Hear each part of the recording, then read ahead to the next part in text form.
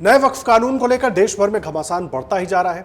आरोप प्रत्यारोप की राजनीति भी अपने चरम पर है। कारण है कि विपक्ष हो या कई अन्य मुस्लिम लीग नए वक्फ कानून का पुरजोर विरोध कर रहे हैं।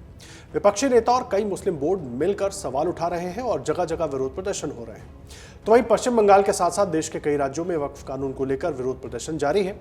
इसी बीच अखिल भारतीय मुस्लिम जमात के राष्ट्रीय अध्यक्ष मौलाना शहाबुद्दीन रजवी बरेलवी ने कहा कि वक्फ संशोधन बिल से मुसलमानों को कोई नुकसान नहीं है बल्कि फायदा है। तो ऐसे में आइए हम आपको बताते हैं कि वक्फ कानून को लेकर गुरुवार को किस किस राज्य में विरोध प्रदर्शन किया जा रहा है। आपको बता दें कि बीते दिनों पश्चिम बंगाल के मुर्शिदाबाद में पुलिस और प्रदर्शनकारियों के बीच हिंसक झड़प देखने को मिली थी। इतना ही नहीं, प्रदर्शनकारियों ने पुलिस की गाड़ी में आग तक लगा दी थी। इस राज्य में ऐसी तनाव की स्थिति देखते हुए सीएम ममता बनर्जी ने ऐलान किया है कि वो राज्य में इस अधिनियम को लागू नहीं करेंगे। ममता बनर्जी के इस बयान के एक दिन बाद गुरुवार को कोलकाता में मुस्लिम संगठनों ने कई अलग अलग बैठकें आयोजित की हैं, जिसमें इस विधेयक के खिलाफ आवाज उठाई जाएगी। प्रदर्शनकारियों ने इसे संविधान और धार्मिक स्वतंत्रता के खिलाफ बताते हुए इसे वापस लेने की मांग की है। वहीं प्रदर्शनकारियों का एक वीडियो शेयर करते हुए बीजेपी नेता अमित मालवीय ने ममता सरकार पर निशाना साधा है। अमित मालवीय ने अपने ट्वीट में लिखा कि कोलकाता में मौजूदा हालत बेहद चिंताजनक है। हावड़ा ब्रिज और मौलाली जैसे शहर की महत्वपूर्ण जगह टीएमसी के मंत्री सिद्दीकुल्लाह चौधरी द्वारा भड़काए गए इस्लामी समूहों के नेतृत्व में विरोध प्रदर्शनों के कारण ठप हो गए हैं।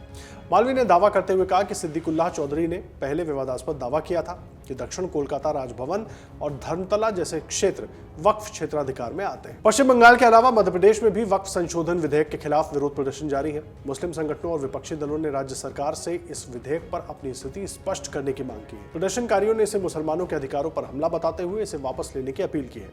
वहीं बिहार विधानसभा में वक्फ संशोधन विधेयक पर विपक्षी विधायकों ने जोरदार हंगामा किया। राष्ट्रीय जनता दल, कांग्रेस और वाम दलों के विधायकों ने इस बिल को असंवैधानिक बताते हुए मुख्यमंत्री नीतीश कुमार से इस पर अपनी स्थिति स्पष्ट करने की मांग की है।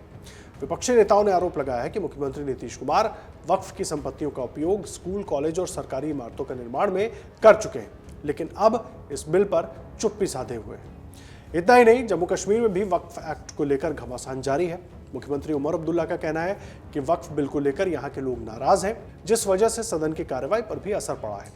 ऐसे में पार्टी बिल के खिलाफ सुप्रीम कोर्ट तक जाएगी। वक्फ कानून को लेकर हो रहे इन विरोध प्रदर्शनों पर बीजेपी सांसद राजीव प्रताप रूडी ने कहा कि लोकतंत्र में संविधान सर्वोच्च है। जो राज्य सरकार या व्यक्ति संविधान का सम्मान नहीं करेगा, मुझे लगता है कि उन्हें आने वाले समय में एक बड़ी परीक्षा का सामना करना पड़ेगा। सरकार से उनका संविधान के प्रति सोच है, लेकिन लोकतंत्र में संविधान सबसे ऊपर है और जो भी ताकत एक सामान्य जनता को मिलता है या एक राज्य प्रशासन चलाने के लिए एक मुख्यमंत्री को मिलता है, वो सब संविधान में निहित है। और जो राज्य सरकारें या जो व्यक्ति संविधान का सम्मान नहीं करेगा, मुझे लगता है कि उन्हें भारत में उनकी बड़ी परीक्षा आने वाले दिनों में होगी, जो संविधान का तिरस्कार करेगा। वहीं केंद्रीय मंत्री नित्यानंद राय ने कहा कि वक्फ संशोधन बिल देश की संसद की तरफ से पास किया गया है, उसे लागू होने से रोकने की किसी में औकात नहीं है। जो भी देशद्रोही जो इस भारत में अस्थिरता पैदा करना चाहा है, इन 14 वर्षों में उन पर कड़ी कार्रवाई हुई है और कोई देशद्रोही अब बचने वाला नहीं। वहीं केंद्रीय मंत्री गिरिराज सिंह ने कहा कि संसद से जो कानून पास होता है वो पूरे देश में लागू होता है। संसद पूरे देश की है। संसद से जो कानून पास होता है उसको पूरे देश में लागू होता है और संसद पूरे देश का है।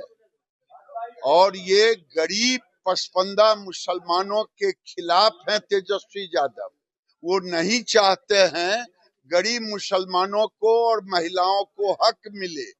तेजस्वी यादव इसीलिए अनाप शनाप बोल रहे हैं। तेजस्वी यादव गरीब पसमानदा मुसलमानों के विरोधी हैं और ये इसीलिए कानून बना है कि कानून में हक मिले गरीब मुसलमानों को, पसमानदा को, महिलाओं को, तेजस्वी यादव के ठेकेदारों को नहीं। राहुल गांधी को खुद ही नहीं पता है कि वो क्या बोलते हैं। वो राजा घर में पैदा लिए हैं, राजा की तरह जो मन में होता है वो बोलते हैं।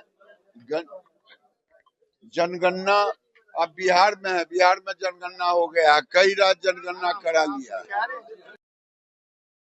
इस बीच अखिल भारतीय मुस्लिम जमात के राष्ट्रीय अध्यक्ष मौलाना शहाबुद्दीन रजवी बरेलवी ने भी वक्फ संशोधन बिल पर बड़ा बयान दिया। उन्होंने कहा कि वक्फ बिल से मुसलमानों को कोई नुकसान नहीं है, बल्कि फायदा है। इससे गरीब मुसलमानों की मदद होगी, इससे भ्रष्टाचार रुकेगा, इस जमीन पर अस्पताल, स्कूल, कॉलेज ये सब बनेंगे। कुछ सियासी लोग मुसलमानों को डराने और बहकाने में लगे। देखिए, वक्फ संशोधन बिल से मुसलमानों को कोई नुकसान नहीं है, बल्कि फायदा है। और इस वक्फ की ज़मीन से होने वाली आमदनी जो जिस मकसद के लिए हमारे बुजुर्गों ने वक्फ की थी, उस वाकिफ की मंशा के मुताबिक काम होगा। उससे होने वाली आमदनी से गरीब, कमज़ोर, लाचार, यतीम, बेवा मुसलमानों की किफ़ालत होगी, उनकी आर्थिक मदद की जाएगी। इससे सामाजिक और आर्थिक तौर पर गरीब मुसलमान जो है वो उभर के आएंगे और अच्छी ज़िंदगी गुजार सकेंगे। वाकिफ की मंशा भी यही थी कि जो ज़मीन वक्फ की गई है उससे होने वाली आमदनी गरीब मुसलमानों पर खर्चा की जाए, दीन के काम में, कौम की फलाह बहबूद और जन कल्याण के कामों में खर्चा किया जाए। ये नहीं हो रहा था, वाकिफ की मंशा के मुताबिक काम नहीं हो रहा था, इसलिए वक्फ में संशोधन किया गया। और ये संशोधन जो हुआ है वो मुसलमानों के लिए फ़ायदेमंद है। इससे करप्शन रुकेगा और इस ज़मीन पर स्कूल, कॉलेज, हॉस्पिटल, मदरसे, यतीम खाना, ये तमाम चीज़ें बनेंगी। एजुकेशन का एक बहुत बड़ा सेटअप तैयार किया जाएगा, उससे गरीब बच्चों की मदद होगी, फ्री में तालीम दी जाएगी, बैतुल-माल कायम किया जाएगा। और चंद सियासी लोग मुसलमानों को डराने में और बहकाने में लगे हुए हैं और वो कह रहे हैं कि मस्जिदों, मदरसों को खतरा है। मैं आपको यकीन दहानी कराता हूं कि इस संशोधन बिल में ऐसा कुछ भी नहीं लिखा है। मदरसों को, मस्जिदों को, खानकाहों को, ईदगाहों को, कब्रिस्तानों को, दरगाहों को इस बिल से कोई खतरा नहीं है। मैं तमाम मुसलमानों से ANI के माध्यम से अपील करना चाहता हूं कि इस बिल से बिल्कुल घबराने की जरूरत नहीं है, परेशान होने की जरूरत नहीं है और पॉलिटिकल लोगों के बहकावे में ना आए और कोई भी उग्र प्रदर्शन करने की जरूरत नहीं है, इसलिए कि इसमें तमाम मुसलमानों की, गरीब मुसलमानों की भलाई के लिए काम किया गया है। और आपने देखा कि 2019 और 20 में जब CA का कानून आया तो यही चंद लोग कह रहे थे, मुसलमानों को डरा रहे थे कि तुम्हारी शहरियत, नागरिकता छीन ली जाएगी। अगर CA कानून लागू हो गया तो तुम हिंदुस्तान के शहरी नहीं रहोगे। क्या हुआ? 4 साल से ज्यादा का अरसा गुजर गया, वो कहने वाले नापैद हो गए और पूरे हिंदुस्तान में किसी भी एक मुसलमान की शहरियत नहीं छीनी गई। चूंकि CA ये नागरिकता देने वाला है, नागरिकता छीनने वाला कानून नहीं था। जब बाद में तमाम हकीकतें सामने आ गई, ऐसे ही वही लोग अब फिर उभर के आए हैं और वो मुसलमानों को गुमराह कह रहे हैं, भड़का रहे हैं, उग्र प्रदर्शन पर आमादा कर रहे हैं। तो बराए मेहरबानी किसी भी प्रदर्शन की जरूरत नहीं है। इसलिए कुछ दिनों के बाद जब हकीकत सामने आएगी तो लोग सब समझ जाएंगे कि असल क्या है और नकल क्या है।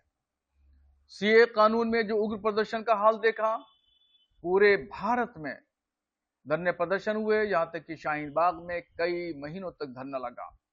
मैं उत्तर प्रदेश की बात करूं तो सिर्फ उत्तर प्रदेश में 27 नौजवानों की जानें गई, सैकड़ों लोग जेल की सलाखों में गए। कुछ की जमानतें हो गई हैं, कुछ की जमानतें अभी नहीं है, अभी भी जेल में, उनका कोई पुरसाने हाल नहीं है। इसलिए वक्फ संशोधन बिल के लिए मैं मुसलमानों से गुजारिश करूंगा कि किसी भी प्रदर्शन की जरूरत नहीं है।